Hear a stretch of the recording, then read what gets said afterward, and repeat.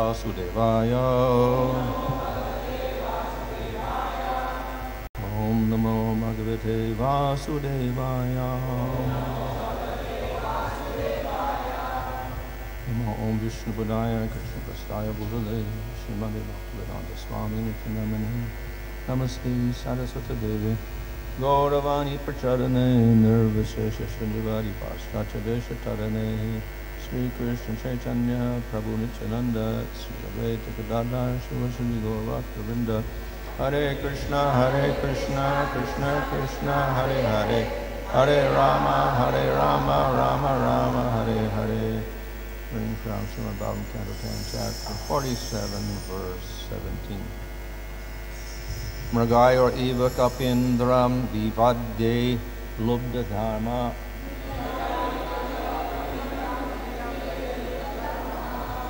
Sriyamakrita virupam sri jita kamayanam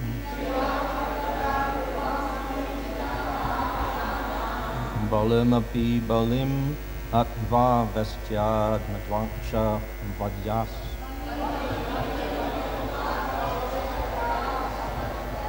Taralama sita sakya dustajas tat katata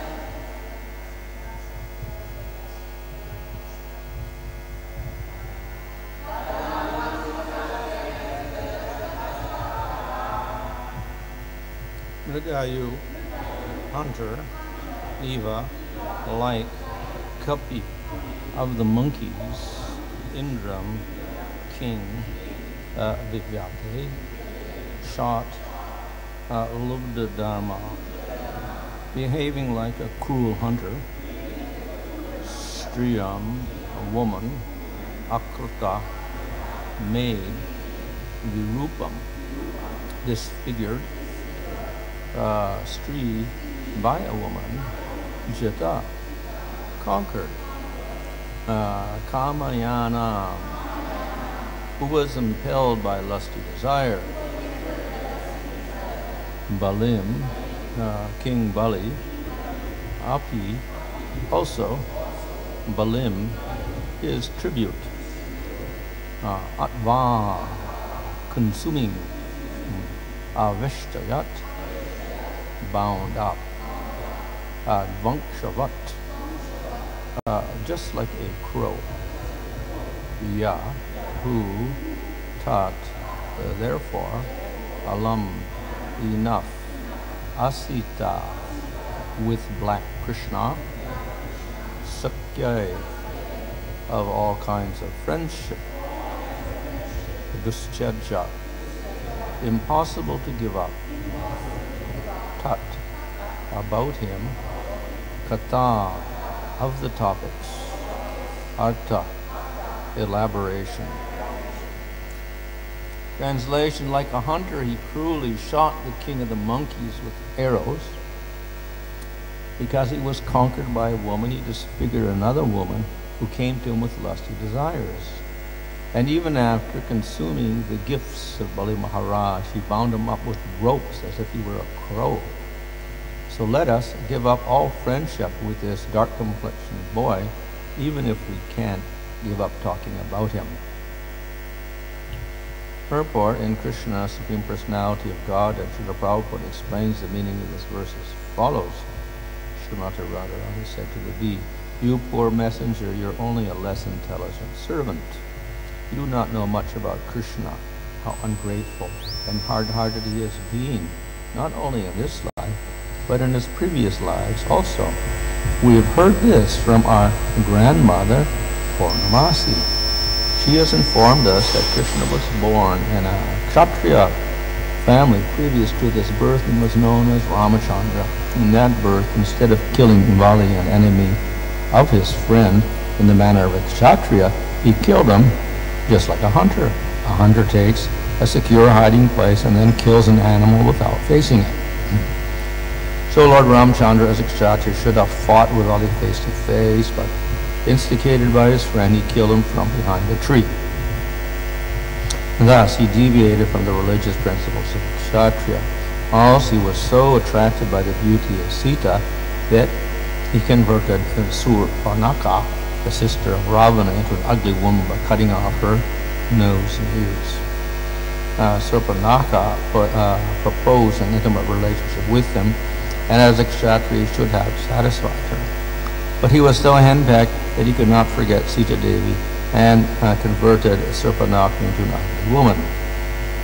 Before that birth as a Kshatriya, he took birth as a Brahmin boy known as Vamanadev and asked charity from Bali Maharaj. Bali was so magnanimous that he gave him whatever he had. Yet Krishna, as Vamanadev, ungratefully arrested him just like a crow and pushed him down to the Patala kingdom. We know all about Krishna and how ungrateful he is. But here is the difficulty. In spite of his being so cruel and hard-hearted, it is very difficult for us to give up talking about him. So the Vishnu Chakravarti points out that this speech of Radharani's is called Avajalpa, as described by Rupa Goswami in the following verse from Ujjvala Amani Aroka Tinya Kamitva Dortyat Asyakta Yogata Yatra Sersya Vyevokta Sovajalpa Satang Mataha. Saintly persons have concluded that when a lover, impelled by jealousy and fear, declares that Lord Hari is unworthy of her attachment because of his harshness, lustiness, and dishonesty, such speech is called avajalpa. Translation, like a hunter, he cruelly shot the king of the monkeys with arrows. Because he was conquered by a woman, he disfigured another woman who came to him with lusty desires, and even after consuming the gifts of Bali Maharaj, he bound him up with ropes as if he were a crow. So let us give up all friendship with this dark complexion boy, even if we can't give up talking with him. So here we have more criticism of Krishna with the intention to show that he is unworthy of being the object of love, in spite of the fact that they cannot give up their attachment to him. Still, they present these qualities of him. So here the strategy is not just to talk about how he's given them up now, but Radha refers to his previous lifetimes. Now, of course, these lifetimes are, say, avatar pastimes. But the gopis don't have to think of this as pastimes of the Supreme Lord, just that Krishna was born as a kshatriya previously, or as a brahman, as Vamana Dev, and he performed different activities which were insulting to to these women and to Bali Maharaj. So the first instance is in one lifetime he was Ramchandra, and then he killed a monkey by hiding behind a tree. So this was not very good. Even though he was a kshatriya, he didn't stand face to face and fight him. He was like a hunter who was a low-class person who hides behind a tree and shoots animals. And of course, then another point can be made that actually hunters they hunt for food, or they sell the meat or whatever, but actually nobody eats monkey meat. So why kill a monkey? So if he were a hunter, so even as a hunter, he was not doing the proper thing by killing a monkey. Of course, as a kshatriya, he shouldn't have hid himself behind the tree, etc. So therefore, he was, say, not following the proper dharma as a kshatriya, and not even following the dharma of a hunter in killing the monkey. So, in other words, he is very, very cruel. The second example is also Ramchandra, how he disfigured Subranaka by cutting off her nose and her ears when she approached him out of lust. And of course, we know that kshatriyas should not reject a woman who approaches, but yet he actually disfigured her. And then the reason given here is because he was attached to Sita. So therefore, he refused this woman. So again, he was supposed to do things as a kshatriya, but he didn't do that because of attachment to another woman. So again, he showed his cruel nature and lusty nature as well. The third example is Vamana Dev. Here, of course, he's not a kshatriya, but a brahmana. And after accepting Bali Maharaj and his gifts and whatever, 3 steps of land, including himself, he bound him up. And then he sent him to lower regions of Sutala Loka. So this also was not a very just thing to do. And of course, as a brahmana, he actually used deception and tricked him. When a brahmana should be very honest and straightforward, etc. So again, he wasn't acting properly. He's very deceptive and tricky. So in this way, they're saying Krishna in other lifetimes, not only in this lifetime, but other lifetimes, showed very bad qualities, and therefore not worthy of love. No one shouldn't establish a loving relationship with him, because he will act in a similar way. He will act cruelly and with trickery, etc. And he'll be attached to somebody else and not be attached to the gopis. This, of course, is the previous verses basically were more or less directed towards the bee directly and the bee's activities. Here, they begin to speak of Krishna himself. And though they say that he is worthy of giving up, one should give up Krishna, they say they actually cannot give up speaking about him, even though he's worthy of being rejected. It's very, very difficult to give up speaking about him. But anyway, no one should actually be attached to this person because of his bad nature. So, this is, of course, a direct criticism of Krishna by referring to previous lifetimes. On this way, she emphasizes the wicked nature and indifferent nature of Krishna. And this is called avajalpa, where one points out how unworthy the person of love is. So one should not actually love this person because he's unworthy of it. So, of course, the qualities shown here are not, we'd say, not directly related to the gopis and how they were rejected, but they reveal qualities of cruelty, like in relation to killing a monkey from behind a tree, or tying up Bali Maharaj after he had given everything, or cutting off nose and ears of Surpanaka, etc. So these are qualities, just qualities of a person which make them unworthy of love. Apart from the fact that, of course, Krishna appears to be indifferent to the gopis or whatever, and that he may wander from one woman to another and not have attachment to one like the bee. So here other qualities are pointed out of Krishna that make him unworthy of being the object of love. So the definition states that the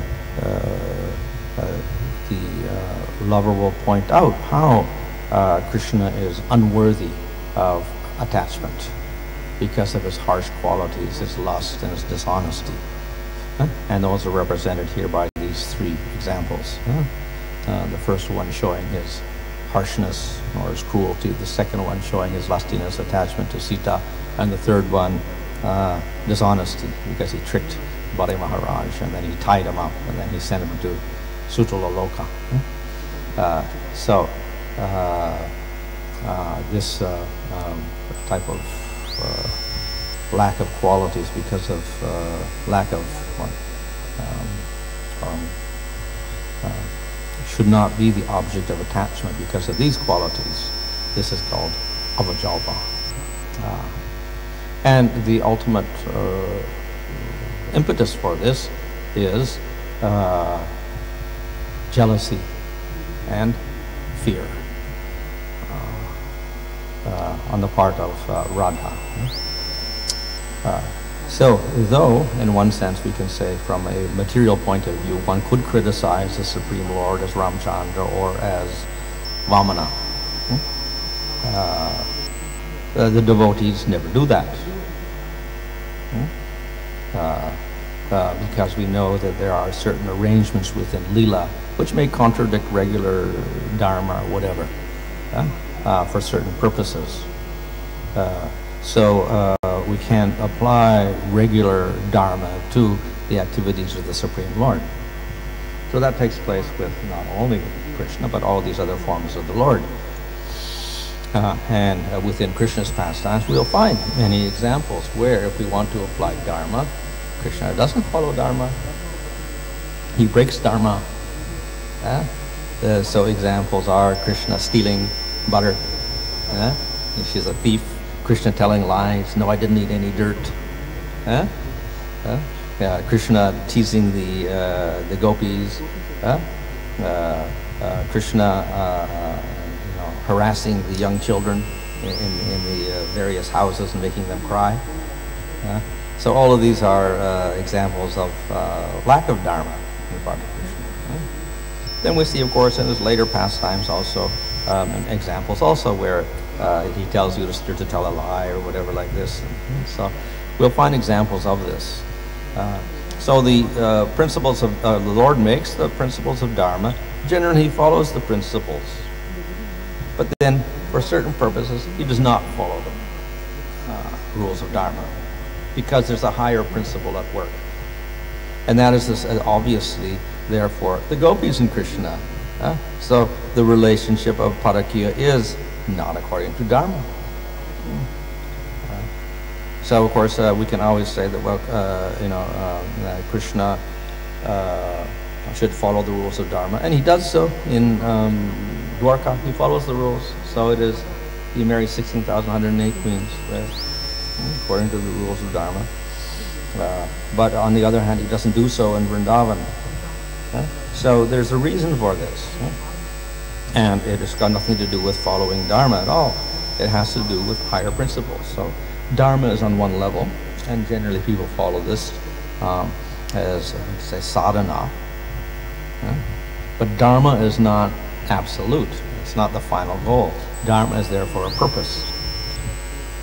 So even the jnani ultimately gives up Dharma. Because in liberation, there's no such thing as Dharma. In fact, there's no activity at all. So, the rules of Dharma apply to a certain level of people in the gunas. And once one is beyond that level, the rules do not apply. Therefore, we also say that the renounced Vaishnava, he is beyond the rules of Dharma. And we have the Babaji, he gives up all signs of Dharma completely. So he doesn't act as within the varnas, and he hasn't got a Brahmin thread. He doesn't act within the ashramas. He's not a grihasta or a sannyasi or a vanaprastha or a brahmachari. And he's completely beyond. So that is the position of the Vaishnava on the highest level. Other Vaishnavas may follow Dharma, and usually they do. You see Lord Chaitanya took sannyas, he followed the rules of Dharma, etc. But they also don't have to. They're not forced to do so. But they follow to set an example for others. So in any case, the rules of Dharma are there for people in the material world to regulate their activities and keep them in a pure state, or purify them if they're in an impure state. But in the spiritual world, on the other hand, nobody has impurity anyway, and it's impossible for them to become contaminated. So then the rules of Dharma, they may follow them to inspire us to follow them in the material world, but actually they don't have to follow those rules at all, because there's no such thing as sin in the spiritual world. Therefore, generally to teach people, Krishna follows the rules of Dharma also. But then he may also not follow the rules of Dharma to illustrate something even higher than Dharma. And that is the case of parakya rasa, parakya relationship in Madhurya rasa. And we have other examples also with other persons in different rasas. So, what is that higher principle? The higher principle is that attraction of the devotee to Krishna and Krishna's attraction to the devotee is beyond all the rules of Dharma. It doesn't follow those rules at all. And therefore, they may look like a contradiction sometimes. But ultimately, no contradiction, because the rules of Dharma in the spiritual world are there only as a help, an aid for pastimes only. And they're not absolute. So therefore, we cannot criticize the Lord in any form, whether it's Ramchandra or Vamana or Krishna or any other form of the Lord, if they apparently don't follow the rules of Dharma.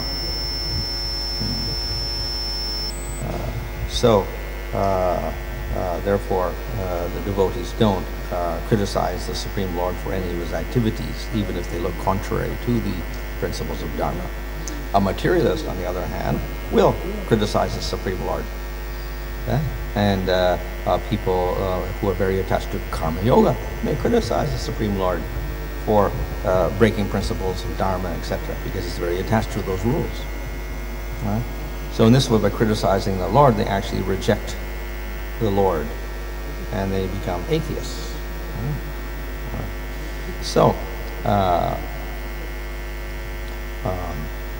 other persons, of course, who are not following even karma yoga or are not attached to dharma, can also criticize the Supreme Lord and say he's setting a bad example for people in the material world. But here we see that Radharani, highest yogi, is criticizing Krishna in the same way. How is it possible? She's not a materialist, she's not attached to dharma or anything like that, and she's criticizing Krishna also. So the answer to this is not out of attachment to dharma, not because she's an atheist or whatever, but simply because of that great attachment to Krishna. That within Madhurya Rasa there will arise jealousy and anger, etc., and fear or whatever. And therefore it manifests in the form of this type of speech, in this case avajalpa, criticizes the Lord for his different bad qualities or whatever. Of course, as I said, the gopis or Radharani here is not necessarily referring to Krishna as the Supreme Lord, but just the previous birth time he was a kshatriya, etc., like that. In any case, it becomes a criticism of the Lord because Krishna is Supreme Lord. But there is simply criticism of Krishna as their lover, because of great anxiety that he has rejected them, he will not come back, and that's a great fear for them. So Radharani expresses herself with these types of words.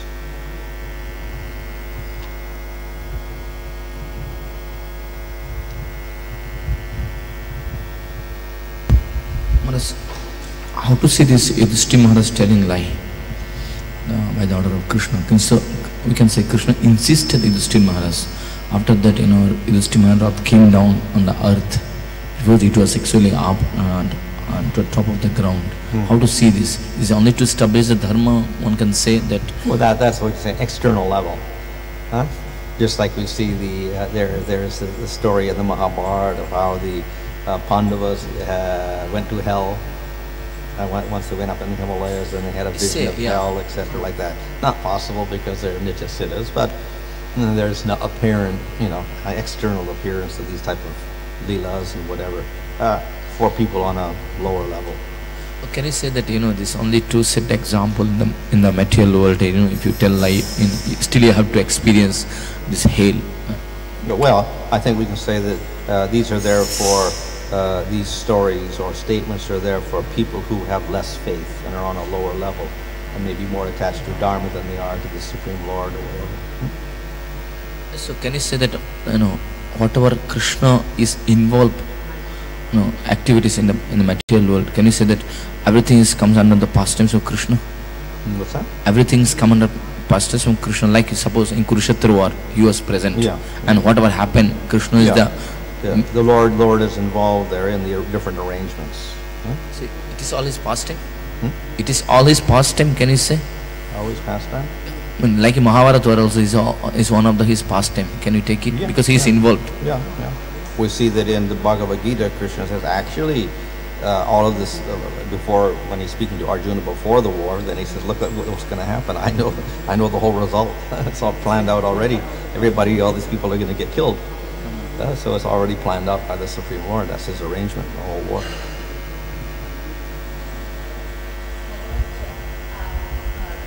Regarding Radharani criticism on Krishna, like same Krishna says in Bhagavad Gita to Arjuna, my devotees never perish, declare this boldly. So even he can cheat Arjuna, no Maharaj? In Bhagavad Gita, Krishna says to Arjuna, my devotees never perish, declare this boldly. So out of pastime he can also cheat Arjuna, no? Like he can go back in his word. Well, within pastimes, but ultimately they're all they have eternal spiritual bodies. And they have eternal pastimes with the Lord. So whatever appears to be some obstacle or disaster ultimately turns out to be the opposite and becomes joyful, like the battle of Kurukshetra or the Pandavas getting banished to the forest, etc. Pastimes, and ultimately the result was very good for the Pandavas. So they got the kingdom, they had happiness, etc. When a new person reads such pastimes, they may get confused.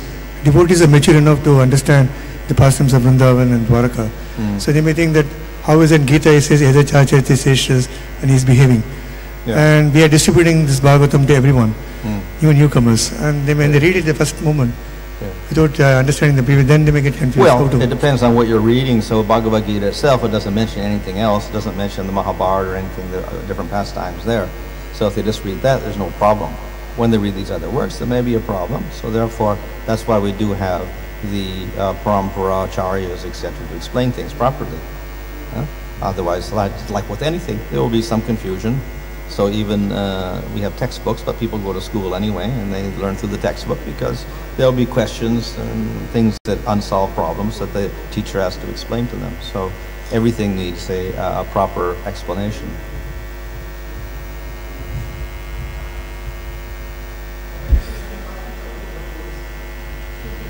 Well, definitely. So therefore, there's an external. That's why the Bhagavatam is meant mainly for the devotees, and they have an external appearance for some people, and they have an internal meaning for the devotees. Maharaj, we say Krishna is Karuna Sindhu Dina Bandhu. So we say one side like this, and then Krishna declares that I appear millennium after millennium to annihilate miscreants. So Lord being a Karuna Sindhu Dina Bandhu, and how he could kill miscreants. I mean, it seems to be contradictory quality. Even if he kills them, they get benefit from that. So nobody gets any disadvantage when they participate in the pastimes of the Lord and they get killed. They get a better birth, or in the case of Krishna, they may get liberated, or they may get a spiritual body. So there's no disadvantage for everyone, even for the demons. Like Maharaj, so the Lord is primarily incarnating on this planet Earth to protect the devotees and to annihilate the miscreants. So in order to protect the devotees, why necessarily Lord has to kill? Maybe he can do something else, because he is omnipresent, omnipotent. So he can do something else rather than killing. Why he has to do that? Why he has to kill demons? Yeah. Anyway, bodies are only material bodies. So ultimately they get spiritual bodies, or they get liberation. So that frees them from material bodies completely. In the case of some avatars, yes, they kill. Others they don't kill. Bali didn't kill, or Vamana did not kill Bali. And Chaitanya Mahaprabhu doesn't kill anyone. And Vyasadeva doesn't kill anyone. No, it depends. They don't necessarily kill people. They, according to their function, they do different things.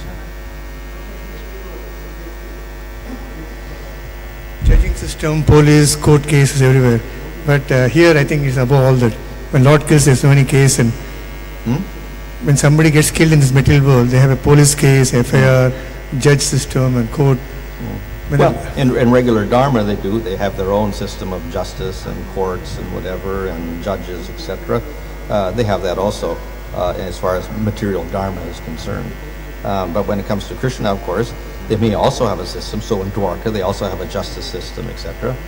And everyone is expected to follow. If they don't, they get punished again.